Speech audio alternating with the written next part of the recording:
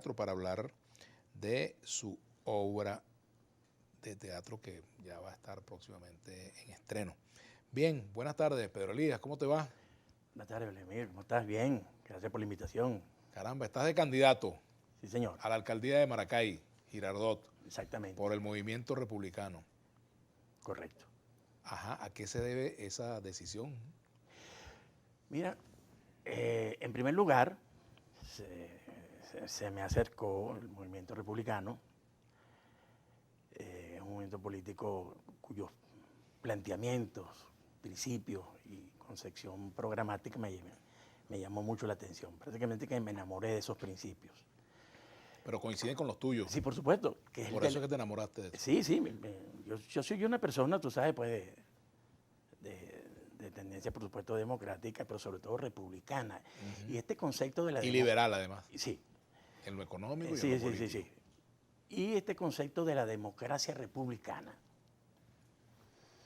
me llama mucho la atención y que es uno de los elementos fundamentales de este partido, de este movimiento. Porque en buena medida, hoy quiero compartir esta reflexión contigo y con, por supuesto, la audiencia de este programa, que las repúblicas, los regímenes republicanos, en buena medida, tienen como régimen o como modo de gobierno a la democracia, algún tipo de forma de democracia. Algunas son mejores que otras, pero digamos que el régimen republicano casi siempre tiene a la democracia como forma de gobierno.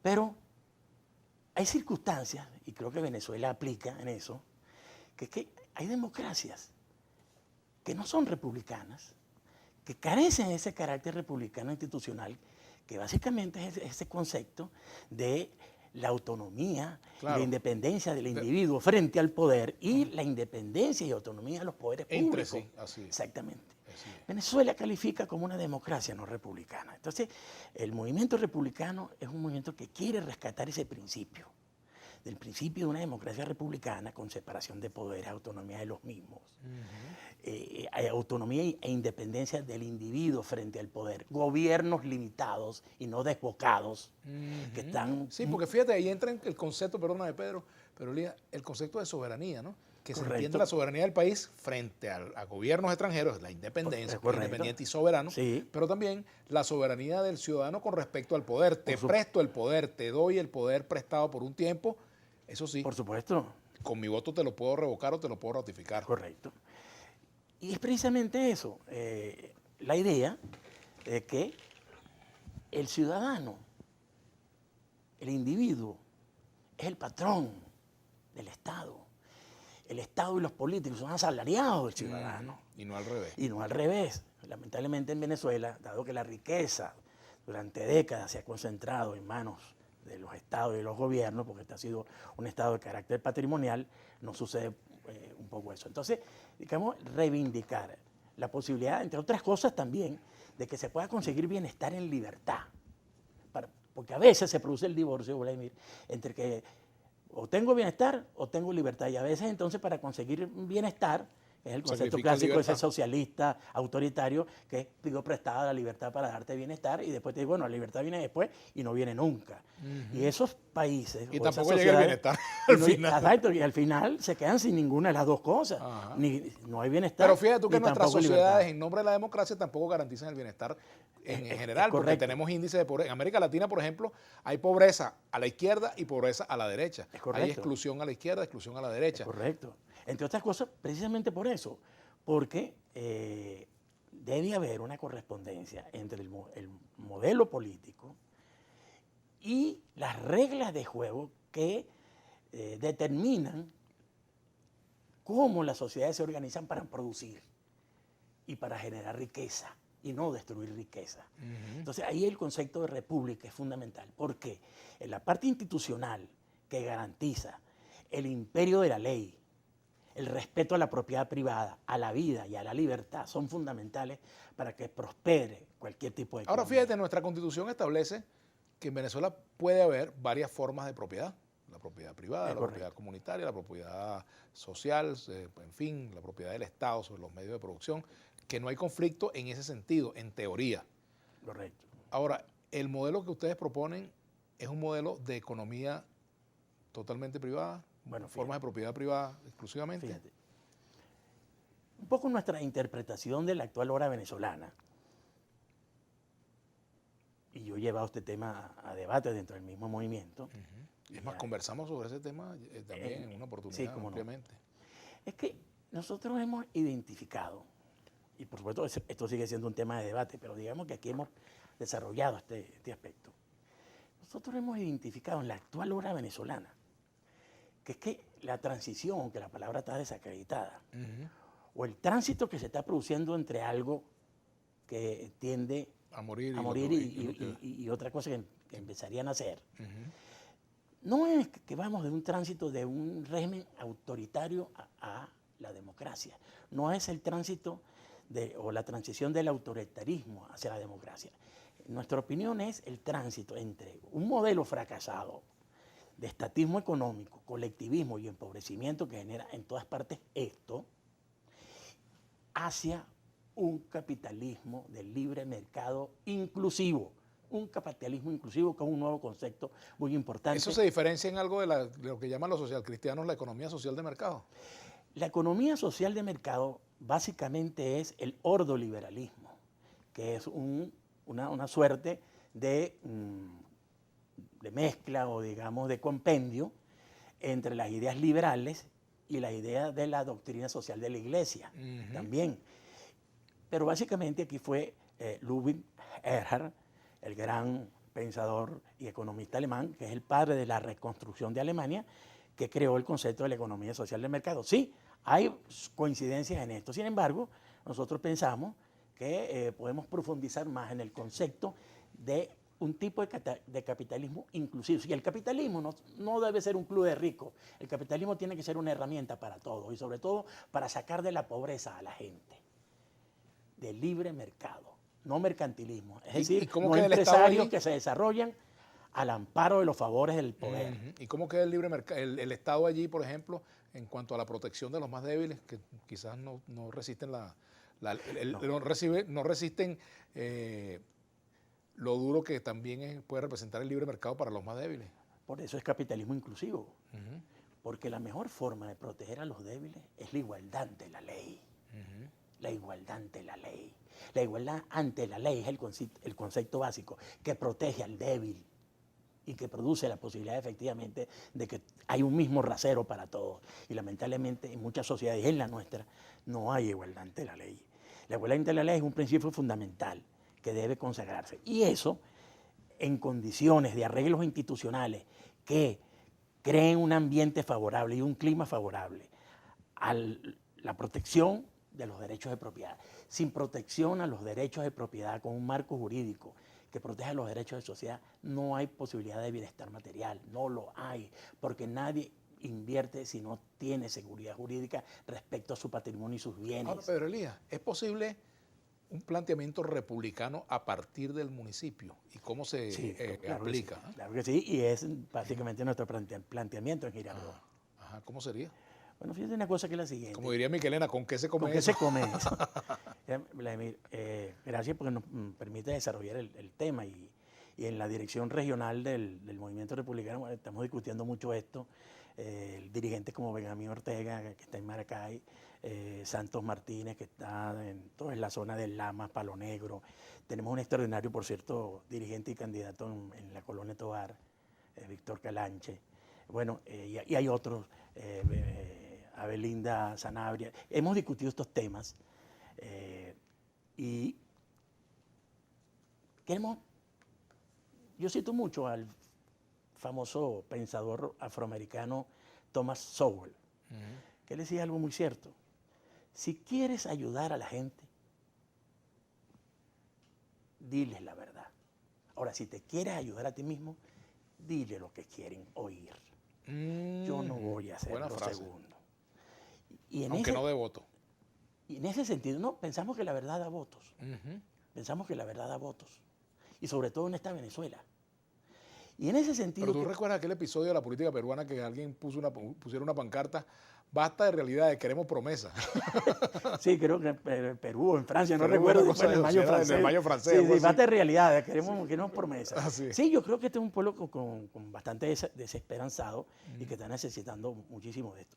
Como el bolero aquel que decía, miénteme más que me hace tu maldad feliz. Exactamente. Pero aquí no vamos ni a mentir ni nada, sino a decir la verdad. O por lo menos nuestra verdad. Claro. ¿Cuál es esa verdad que nosotros en la que creemos? Que es verdad que el municipio, las ciudades, porque al fin y al cabo las elecciones municipales son las elecciones de las autoridades de las ciudades. Es verdad que la mayoría de los municipios de Venezuela, y particularmente el municipio de Girardot, Maracay, tienen los problemas que tienen la mayoría. Claro. Sí, carencia de agua, problemas con el aseo urbano, vialidad, infraestructura. Todos tienen el mismo problema. Sí. ¿Y cuál es el punto? Todos lo tienen. Y por supuesto, quienes se meten en esto quieren tratar de buscar solución, está bien. Pero yo quiero hablar con mucha sinceridad en relación a esto, como decía Thomas Sowell. Voy a hablar con la verdad porque quiero ayudar a la gente. No me quiero ayudar a mí mismo. Si no detenemos el proceso de empobrecimiento, de destrucción de riqueza y de precarización de la vida de las personas y los ciudadanos en las ciudades, que se han venido convirtiendo en centros urbanos muy depauperados, si eso no se detiene, ninguna de estas cosas se podrán hacer. No podrá haber buen aseo urbano, no podrá haber buena movilidad, no podrá haber buena electricidad, no podrá haber estas cosas que se necesitan básicas para que una ciudad funcione. Esto no quería decir que hay que sacar del poder a Maduro primero para después arreglar la cosa. No, desde el municipio, desde ya, se puede crear el clima económico y el compromiso político para que estas cosas cambien. Vamos a hacer una pausa y enseguida volveremos con Pedro Elías Hernández, candidato del Movimiento Republicano a la alcaldía de Girardot, Estado Aragua, Maracay.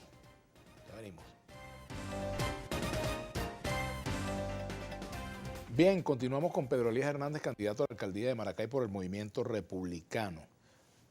Hablábamos un poco, tú me ibas a hablar de las ciudades globales, me dijiste, que era un planteamiento central de tu propuesta. Esto es clave. Si no le damos contenido programático a esta campaña en función de la necesidad del diseño de políticas públicas del tercer milenio, porque no podemos hacer política pensando en el siglo XIX, que si ciudades comunales, que si este tipo de cosas que parecieran antiguallas y arcaísmos. Ahora fíjate, el municipio tiene más de 500 años en Maracay. Sí, por supuesto, el municipio sí, pero debemos atender lo que es una institución clásica, que además nos viene de la herencia, de la herencia española árabe, claro. Porque el ayuntamiento es una institución de la mezcla de esa diversidad cultural y esa fusión que entre la cuestión árabe y la cuestión española. Moro y cristiano. Tenemos que pensar rescatando la sabiduría de las instituciones tradicionales, pero en función de los requerimientos y en función de las demandas y desafíos del tercer milenio del siglo XXI, señores. Mire, se ha desarrollado en los últimos años el concepto de las global cities, de las ciudades globales. ¿Por qué? Porque son espacios que se han desarrollado, espacios urbanos que se han desarrollado y se han convertido en locomotoras fundamentales de las economías emergentes. De hecho, en el mundo, las relaciones económicas internacionales, Vladimir, ya no se hacen entre estados y naciones, sino entre ciudades y regiones.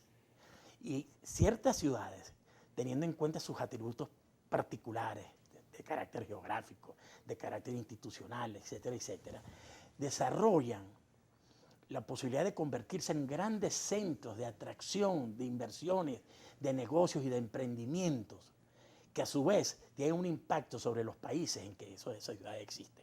El modelo chino de desarrollo que ha sacado 500 millones de personas de la pobreza se desarrolló sobre la base del concepto de las ciudades globales. Hong Kong es la cuarta ciudad global más importante del mundo. Shanghái es la 10ª ciudad global. Ahora, también está el concepto de ciudades inteligentes, ¿no? Que es otro debate, porque incluso mediante la el uso de las nuevas tecnologías se puede optimizar hasta la participación ciudadana, los niveles de consulta, de rendición de cuentas, etcétera. Tantas cosas que se pueden hacer. Sí, está el concepto de la ciudad inteligente, que viene de ese concepto de las ¿cómo se llama? Stark City, ¿cómo que se llama? ¿No? Ciudades inteligentes en todo caso. Pero el concepto de la ciudad global es mucho más... Smart City. ¿Es marxista? Smart City. Smart City, perdón. Smart City, no es marxista, es Smart City. No. Smart City, Así. correcto. Que es solo una fracción de lo que significa este concepto de las ciudades globales. Porque las ciudades globales se caracterizan fundamentalmente por varios aspectos. El primero, ¿cómo se mide el nivel de desarrollo de una ciudad para que califique como una ciudad global? Mira, son los siguientes aspectos. Una cosa, primera, actividad de negocio. 2, actividad y diversidad cultural. Es otro de los elementos fundamentales. 3, capital humano. 4, intercambio de información y conectividad tecnológica. Aquí es donde entra lo de la ciudad inteligente. Pero es uno de los aspectos. Ahora, ¿se puede lograr una ciudad global en medio de un país como Venezuela? Sí, se puede lograr. Es más. Con el gobierno que tenemos, con las instituciones que tenemos. Es más, si Venezuela en corto plazo no desarrolla la posibilidad de tener una ciudad con estas características, es decir, un gran centro nacional e internacional de negocios que pueda crear las condiciones del clima para que se genere atracción de inversiones y el compromiso político institucional que le dé el marco para que estas cosas tengan seguridad. Si eso no se desarrolla en corto plazo, no hay posibilidad de que haya recuperación económica, porque las economías emergentes en los últimos 15 y 20 años, ¿y cuáles son? China, Vietnam, dígame el papel de Hanoi en todo lo que es el desarrollo económico de este milagro económico de Vietnam. China, con Hong Kong y con Shenzhen. Shenzhen era un pueblo de pescadores, es un pueblito que quedaba frente a Hong Kong, queda frente a Hong Kong, y en 15 años se convirtió en un gran centro internacional para la fabricación de componentes lógicos y físicos de todos los sistemas informáticos. Ahora, ¿tú crees que el electorado maracayero va a comprar esa propuesta hoy? ¿Te parece que es una propuesta atractiva para los maracayeros? Sí, es atractiva por dos cosas. Primero, nosotros nos vamos a empeñar en decirle a los maracayeros que frente a esta cuestión que están promoviendo en las ciudades comunales, que no son garantía en lo absoluto de la generación de bienestar material, nosotros vamos a presentar el concepto de las ciudades globales. ¿Qué es lo peor que internacionalizadas. ¿Qué es lo peor que tiene esa propuesta de los consejos comunales, del gobierno comunal? Mira, que no genera la confianza para que se produzcan en esas ciudades que van a tener esas características, se produzcan la posibilidad de que se conviertan en centros receptores de inversiones. Nosotros queremos crear las condiciones, el clima económico y el compromiso político para que vengan inversiones de todas partes del mundo y, por supuesto, capital nacional. Porque nuestra meta, y esto lo hemos medido muy bien, es la creación, por lo menos, en una zona como la de Maracay y la Gran Maracay, que es una gran conurbación, de por lo menos de 20.000 empleos todos los años, creando esas condiciones. ¿Y cómo se puede lograr eso? Se puede lograr de esa forma, con el compromiso político y con la posibilidad de que se creen las condiciones de seguridad económica, de imperio de la ley y de respeto a los derechos de propiedad que permitan esto. Nosotros estamos haciendo, por cierto, una promesa. Basta de realidad, queremos promesa, una que hay una. Si logramos crear las condiciones que en ese sentido, desde la alcaldía, el alcalde como el gran líder de su ciudad, que la va a ofertar internacionalmente para ponerla en el mapa de todo lo que son las corporaciones mundiales, que cuando abran sus maletines de inversiones digan, bueno, aquí okay, me voy a ir para Bogotá, me voy a ir para San José de Costa Rica, para Ciudad de Panamá, ¿por qué no me voy para Maracay? En Maracay hay una serie de condiciones interesantes. Mira, lo que es Maracay, que es una ciudad que está a 45 minutos del primer puerto de Venezuela, que es Puerto Cabello. Es una ciudad además con una gran diversidad cultural que ha podido aglutinar ahí a gente, migración venezolana, y por supuesto extranjera, pero venezolana del Oriente, Ajá. de los llanos, de los Andes, que tiene una vocación como zona de desarrollo industrial. Pero todo esto, por supuesto, con una vocación global, internacionalizada. Nosotros queremos asegurar, creando estas condiciones favorables, este clima favorable para inversiones y este compromiso político, que básicamente las reglas de juego y la seguridad jurídica y los arreglos institucionales como para que haya confianza en la ciudad, y conectándola estrechamente con el mundo, queremos garantizar en muy corto plazo, yo diría en un plazo de máximo de 4 años, un ingreso en el sector privado maracayero de por lo menos de 180 a 200 dólares mensuales, que es sería uno de los más bajos de América Latina, pero para Venezuela en este momento lo podríamos lograr si logramos el clima de confianza que un alcalde con el liderazgo y la determinación para esto lo haga. Aquí te dice Rosana Lara, todos añoran ser alcaldes de Girardot, pero desde el 2016 solo han llamado a la atención y hoy todos sí quieren ser alcaldes, y hoy sí creen y salen 1000 candidatos. ¿Por qué no se han unido a la mesa de diálogo nacional? ¿Ustedes creen que así podrán ganar solos? Bolívar Divisa dice, usted está claro que la eliminación de los protectores impuestos por el gobierno a las gobernaciones y alcaldías serán sustituidos por ese mal llamado poder comunal que usará el papá Estado como tentáculo para seguir controlándolo todo. Para llegar allá a tu planteamiento se requiere políticos de altura y la oposición y el gobierno no dan la talla, son oportunistas, parásitos que quieren el poder, dicen. Bueno, en relación a todas esas preguntas o planteamientos, y sobre todo la última, el movimiento republicano y nosotros en Girardot estamos precisamente formulando una oferta que atiende esa demanda. Es decir, ¿cuál es esa demanda? Los millones de venezolanos que se han venido desapegando de estos bloques políticos que nos han atenazado durante todos estos años y que uno con autosanciones y el otro con sanciones han estrangulado el país. ¿Tú crees que hay espacio para que surja realmente una alternativa distinta? No solamente lo creo, estoy convencido, además lo dicen las encuestas. Cuando se pregunta por qué candidato votaría usted, gobierno, 12, 13%, oposición, 18, 20%, independiente, no alineado, 50, 55%. La fatiga de este proceso de confrontación que nos ha demolido. O sea, tu candidatura no es una candidatura de oposición tradicional. O sea, tú no tienes vinculación ni con el G4 ni con esos grupos de la mesa de diálogo nacional. No. Es aparte de eso. Nosotros no. Independientemente que se puedan hacer alianzas. Estoy hablando específicamente del municipio de Girardot. En el movimiento republicano va a ir con candidatos propios y en alianza en los sitios donde sea menester. Y cada región tiene su nombre, como decía la vieja cuña, y además estas elecciones son de carácter municipal, no son de carácter nacional. Estas elecciones no son para hacer un plebiscito contra el gobierno, no son para sacar Maduro. ¿Tú no estarías dispuesto a participar en unas primarias para definir un solo candidato a la oposición? Porque yo no me siento de ninguna forma, ni el movimiento en el que estoy, y las ideas en que estoy, no nos sentimos expresados por quienes han venido atenazando el país y llevándole a una circunstancia como la que tenemos. Por ejemplo, yo no comparto ese relato que tiene el gobierno de que estamos, digamos, en una economía de guerra, porque hay una guerra económica. No comparto ese relato porque ese relato lo que hace es justificar todo en función de ese planteamiento.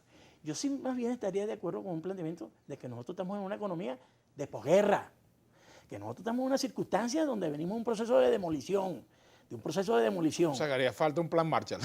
Que haría falta un plan Marshall y que tiene que ser una cuestión que salga del seno de los liderazgos locales, de los liderazgos municipales y de los liderazgos regionales, porque no pueden ser medidas centralistas que estén absolutamente divorciadas de las realidades particulares. Bueno, Pedro Elías, caramba, muchas gracias por acompañarnos. Bueno, interesante planteamiento. Bueno. Muchas gracias. Bien, nosotros hacemos una pausa y de la política pasamos al teatro para hablar de la obra Ni que nos vayamos, nos podemos ir. Así es, este es el título de esta obra de teatro. Vamos a conversar con con Lupe Gerenbeck y con Matilda Corral. Antes de irme rapidito, por aquí me están hablando de un niño que está desaparecido, que se desapareció luego de un accidente. Magisterio venezolano me escribe, amigo Vladimir Villegas, esto es urgente. Este niño iba con su padre hacia Caracas y lo perdió en un accidente donde él se salvó. El niño es de Pampatar, pero no aparecen autoridades de Miranda que lo envíe. La madre no tiene recursos. Aquí está el niño. No sé si pueden enfocar esta esta cámara para que por favor, bien, así que ahora daremos un poquito más de detalle. Hacemos la pausa, ya venimos. En este momento promoviendo la obra Ni que nos vayamos, nos podemos ir, ¿verdad? Eso es una respuesta al me quiero ir demasiado. Sí, tal vez. Bienvenida. Muchas gracias. Lupe, y bienvenida Matilda, gracias. Cuéntanos de qué trata la obra. Bueno, imagino que de la diáspora, ¿no? Sí, pues una obra que habla de la inmigración que ahora nos afecta de manera no solamente urgente, sino como demasiado, con demasiado. Ajá. Pero habla desde el punto de vista a escala humana, desde la casa, desde lo que sucede con ese tema en el seno de una familia. En una mamá que tiene 2 hijas, una que se fue y una que está aquí, luchando por un país mejor, y la otra también por una vida mejor se fue. Entonces la mamá está entre esas dos aguas. Claro, y con muchas razones para quedarse y también muchas razones para irse, que es lo que le pasa a muchos venezolanos, y yo dudo que haya un hogar en Venezuela que no esté sometido a alguna tristeza, alguna ausencia a partir de los últimos años en Venezuela, con una diáspora de más de 6 millones, pues. No es un problema que nos afecta de manera urgente y Por dolorosa. Supuesto. Claro. Matilda, ¿tu personaje en la obra? Yo hago, el personaje que interpreto es Alberta. Ella es la señora de servicio de esa casa que tiene 20 años trabajando allí. Y su hijo fue criado con las hijas de la protagonista de la obra, que la ejerce Aminta de Lara. Y es la relación entre esta doméstica que ha estado toda la vida allí y esta familia, pues. Y también es doloroso porque también se ha criado allí, que la familia se divida, también es una ruptura para ella. Ahora, ¿cuál es la conclusión de esta obra en cuanto a las soluciones, en cuanto a cómo manejar la diáspora, cómo manejarlo desde el punto de vista ese del hogar, desde el punto de vista humano, desde el punto de vista espiritual? Justamente estábamos hablando hace poco de eso, mientras esperábamos, que el teatro creo que no tiene la misión nunca de dar respuestas ni soluciones. Solamente Nosotros no mostrar. somos pastores de la verdad. Nosotros Ni damos... son psiquiatras, ni son psicólogos. No, pero otorgamos herramientas para la elaboración. Y la catarsis, que es una cosa sanadora, sucede a partir de la identificación. Tú te identificas con lo que pasa sobre la escena, con lo que viven esos personajes. Y a partir de ese momento empiezas a elaborar tu propio problema con más herramientas de reflexión. Eso es lo que damos. Es decir, que cómo a través del afecto se pueden elaborar estas dinámicas tan dolorosas. Y aparte de eso es una obra que, ojo, no es para ir al teatro a llorar, tiene muchas posibilidades para reír también, porque los venezolanos somos eso, porque los venezolanos no perdemos afortunadamente las ganas de reírnos, y la obra está llena de oportunidades de eso, porque la obra es país, es Venezuela, es la Venezuela que queremos. Muestra lo cotidiano de la vida del venezolano. Sí. Ahora fíjate tú, la persona que se va, de alguna forma también se queda, porque deja sus dolores, deja sus emociones, deja su tristeza, deja su entorno familiar, y ese vínculo es muy difícil romperlo, ni siquiera con el tiempo se puede romper, ¿no? No se rompe. No se rompe. Y no solamente eso, sino que hay varias secuencias y escenas en la obra que se habla de eso, que dicen, bueno, el que vende arepas, reparte arepas en bicicleta, dice que montó una arepera, a todo el mundo le va buenísimo cuando se va, nadie dice la verdad. Pero incluso a los que se van y tienen muchísimo éxito, hay una cosa que duele, que se rompe, que es un vínculo con este cielo, el azul cobalto de nuestro cielo, con las nubes gorditas, con la manera de reírnos. Hasta con los huecos de las calles. Con los huecos de las Ay, calles. extraño el hueco de la avenida Baral. Son tus amigos, tus compañeros de clase, tus muertos en el cementerio. Es decir, es lo que te constituye, porque el lugar lo constituye a uno. Entonces, irse de tu lugar es una cosa que te quiebra. Claro, hay maneras de sobreponerse a eso, pero es un dolor que se vive, el que se queda y el que se va, de manera traumática. Sí. Ahora, fíjate cómo lo vive esta doméstica, ¿no? Bueno, ella... Alberta. Alberta, de alguna manera, es como la comedia que está dentro de la obra. Y bueno, desde abajo hay muchas cosas que... O sea, el criador ve todo desde otro lugar, pues, porque no toma decisiones, pues, está allí, es una persona que ha sido siempre útil a la casa y de pronto se ve en ese vacío, pues, ¿no? Así que para mí ha sido muy interesante conocer a Alberta y reírme con su manera esas maneras que nosotros tenemos, que es como un arlequín, ¿no? Que Pero hay una cosa bonita en relación a eso, que es que, por ejemplo, si tú hablas con alguna persona del primer mundo, la noción de doméstica, de servicio doméstico, les parece una cosa como arcaica, esclavista, qué sé yo, rara. Pero las relaciones que se tejen en las casas venezolanas con el servicio doméstico son es distinto a la que se teje en Perú o en Bolivia o en Ecuador, o sea, ahí lo en, que hay es en México. familia. Claro. Ahí Por lo ejemplo, que se dígame esas hace- telenovelas mexicanas que muestran a la mujer al servicio como, bueno, caramba, Sí, sí. de una manera muy hasta denigrante, ¿no? Exacto, como unas criadas. Sí, las criadas, sí. Pero uno no tiene criadas en Venezuela. Uno tiene una mujer que se hace tu cómplice y que te ayuda a llevar la casa para tú poder también hacer otras cosas. Es una relación de familia, pero además muy difícil de romper. Por Y supuesto. bueno, y la obra muestra un poco eso. Ahora, fíjate, tu apellido Gerenbeck muestra lo que somos. Nosotros somos un país de inmigrantes. Yo soy hijo de una croata con un tuyero, imagínate tú. ¿Ah, sí? Mi mamá era croata. Parecía más mamá tuya que mía por el color, ¿no? Y fíjate, es un país de inmigrantes, nos tocó irnos, ¿no? Nos tocó salir a muchos venezolanos, pero recibimos durante mucho tiempo a inmigrantes de todos lados del planeta, ¿no? Prácticamente. Así es. Somos una mezcla que tiene, pues, muchas de esas virtudes, Que ¿no? tiene una venezolana criolla se llama Gerenbeck, pues. Bueno, pero es que sí. yo tengo alemán con andina Ajá. y francés con cumanesa. Caramba, ¿y cómo será un desayuno tuyo, mija? Bueno, bien pepiado. ¿Cómo se dice reina pepía en alemán? No sé. Yo soy más venezolana que una empanada de cazón, pues. Así es. Claro, eso está muy bien, totalmente. Así es. Que eso es importante porque precisamente ahí está, fíjate, nosotros hoy en día también estamos mostrando lo mejor de Venezuela, lo mejor y lo peor también, pues tenemos como todo, pues, nuestras luces, nuestras sombras, pero básicamente lo mejor de Venezuela, los mejores médicos, músicos, gente que hace deporte, gente que son emprendedores, en fin, ¿no? Bellezas hay. Bellezas adentro y afuera. Ahora, ¿la obra se basa más en lo que pasa acá o en lo que pasa fuera? ¿O hay un equilibrio allí? Hay un equilibrio en los dos. Ajá, ¿cuáles son las vivencias más importantes del que se va, desde el punto de vista de la obra, lo que aparece allí mostrado? Bueno, ella le dice a su mamá que está trabajando como asistente de una odontóloga y realmente está trabajando en un restaurante. Es decir, como tú, si estás afuera, intentas que no sea tan malo como se ve. Pues, Eso ¿no? me recuerda a la canción Este el Norte es una quimera. ¿no? Total. ¿Ah? Hay algo de eso Sí. en ella. Y aparte de eso, que bueno, porque ella es odontólogo, pero termina de mesonera, Claro. que el trabajo siempre ennoblece, es decir, no hay trabajos más avergonzantes que otros, pero no puede hacer el ejercicio de su profesión. Y no solo eso, sino que también se está separando de su marido, que es una cosa muy usual, porque generalmente cuando una pareja emigra, las dos partes de la pareja no les va igual. Hay una parte de la pareja que probablemente le va mejor que a otra, y eso empieza a hacer un descalabro y A hacer produce las crisis. rupturas, claro. Entonces ella está pasando por eso, este personaje. Entonces, bueno, es más difícil la inmigración así, pues. Tiene un hijo. ¿Qué otros personajes hay en la obra? Está la hija que se queda. Ajá. ¿Qué que pasa es en una- ella? ¿Qué le pasa a ella? Ella es una bella, es una hija que está luchando por el país y le entristece mucho que su hermana se haya ido.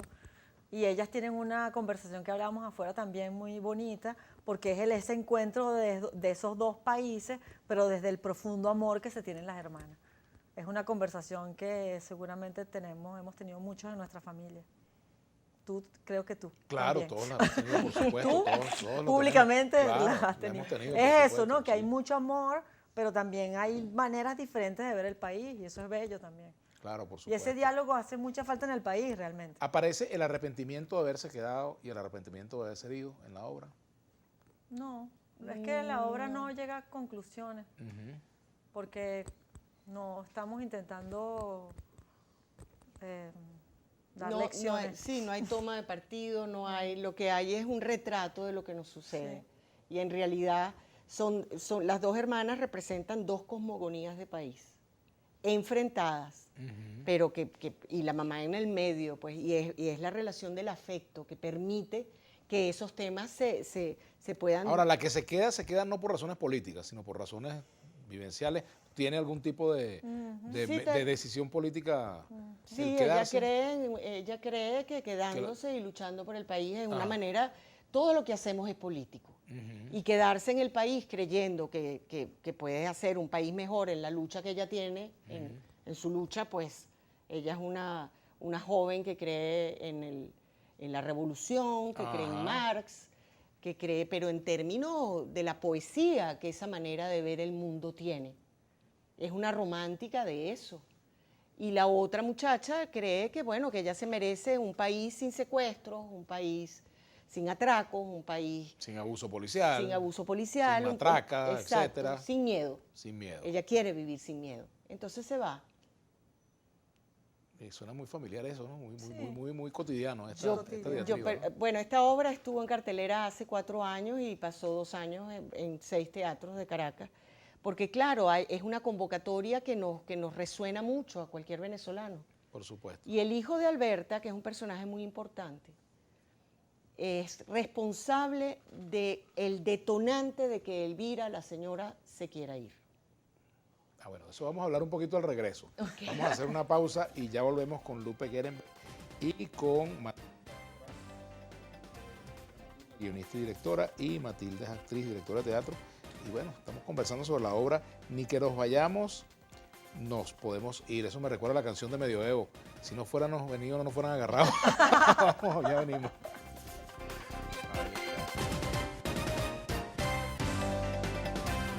Y eso te da luces para ver cómo lo piensas tú, cómo lo resuelves tú. Genera preguntas.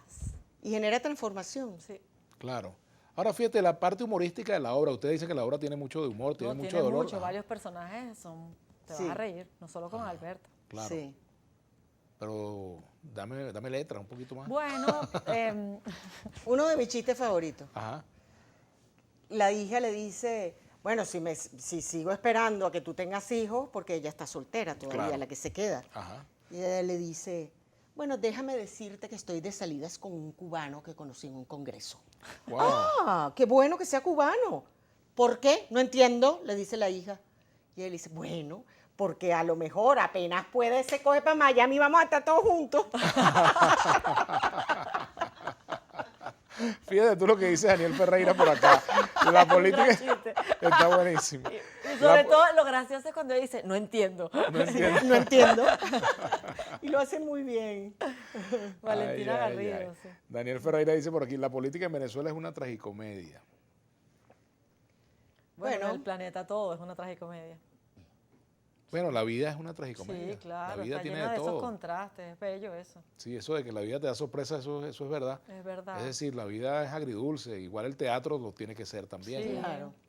Ahora, esta obra, si es la como una montaña rusa. Exacto, como dice la canción. Si la tendrían que calificar, ¿es una tragedia, es una comedia? Una tragicomedia. Yo creo que es una... O no encaja es una historia sentimental.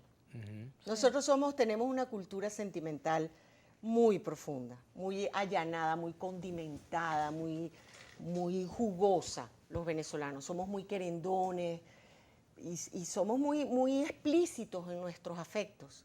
Y yo creo que esta es una obra que transita por ese territorio, el territorio del afecto, de lo sentimental. Es una obra sentimental. Qué bien. Ahora, tú eres dramaturga, pero tú no eres actriz, ¿nunca has sido actriz? Fui actriz muchos años, sí. Hasta que se me quitó, me curé. ¿Te curaste de eso? ¿Tú no? No, yo no. Yo todavía no me he curado. ¿Y por qué te curaste? Si eso debe ser muy bueno. No sé. La última obra que hice me la dedicó José Ignacio Cabrujas a mí. Sí. Que fue Sony. Y él murió durante la temporada y a mí se me quitaron las ganas. Yo no quise, yo empecé con José Ignacio haciendo Drácula, cuando era muy jovencita, con Raúl Amundaray.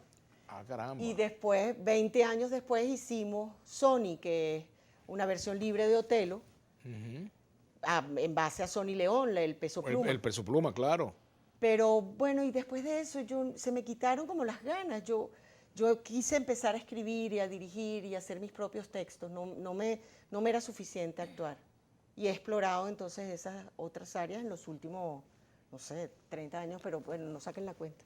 Y en tu caso, Matilde, bueno, eres directora, pero no te has curado de la actuación. No, porque Ni te quieres curar. No, porque yo creo que me hace bien estar en ambos roles.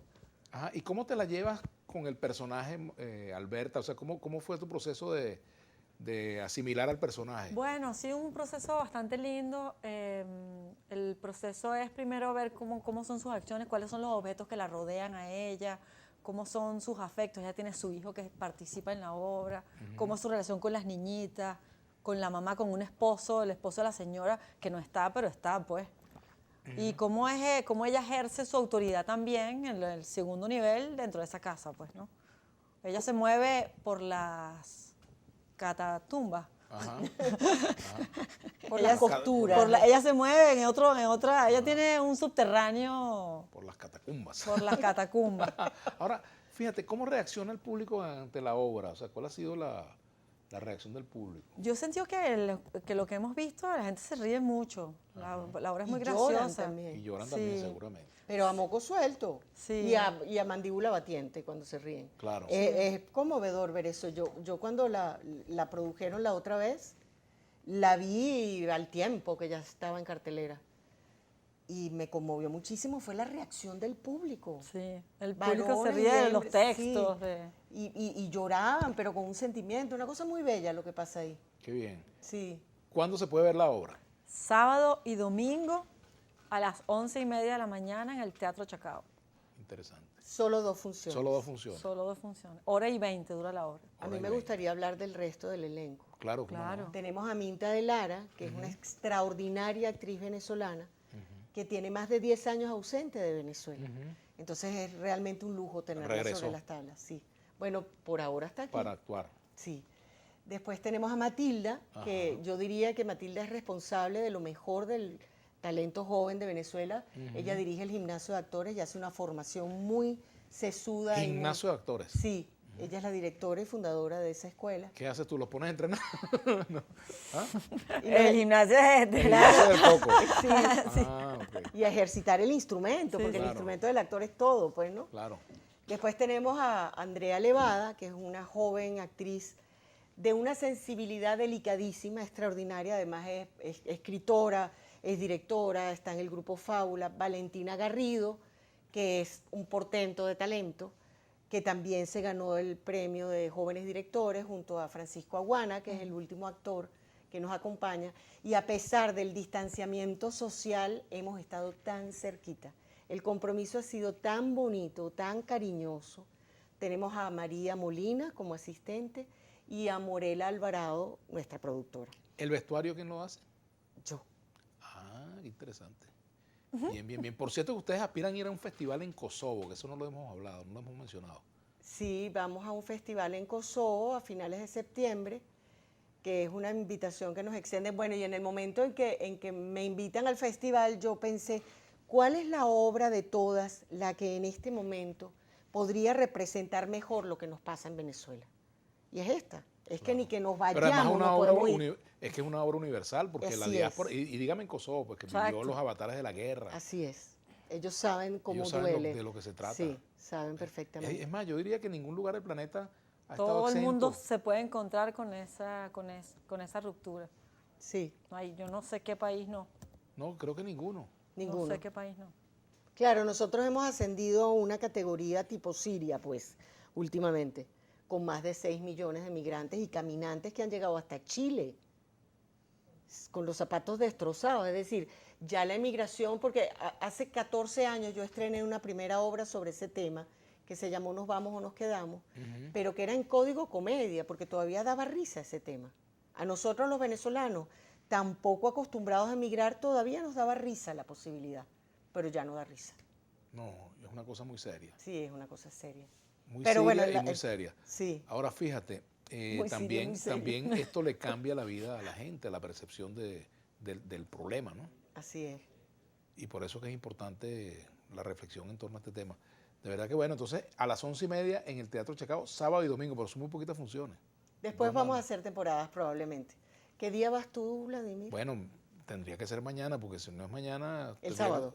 El sábado, perdón, tendría que ser el sábado. Vamos a hacer Bueno, todo para sepan. estar presente. Me gustaría Los que ir. quieran ver a Vladimir, pueden ir el No, sábado. vale, vayan a ver la obra. A mí no, a mí me ven aquí en Globovisión.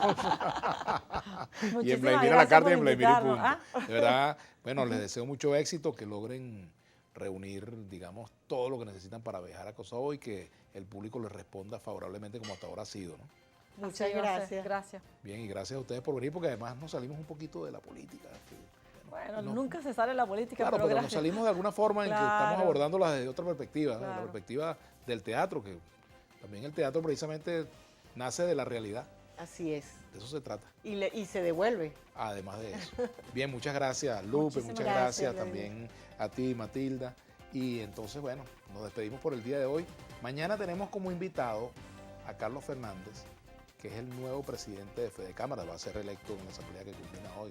Eso está listo, como se dice por allí. Bien, nos despedimos, será hasta mañana y sigan en sintonía de Globovisión. Gracias. Gracias a ti.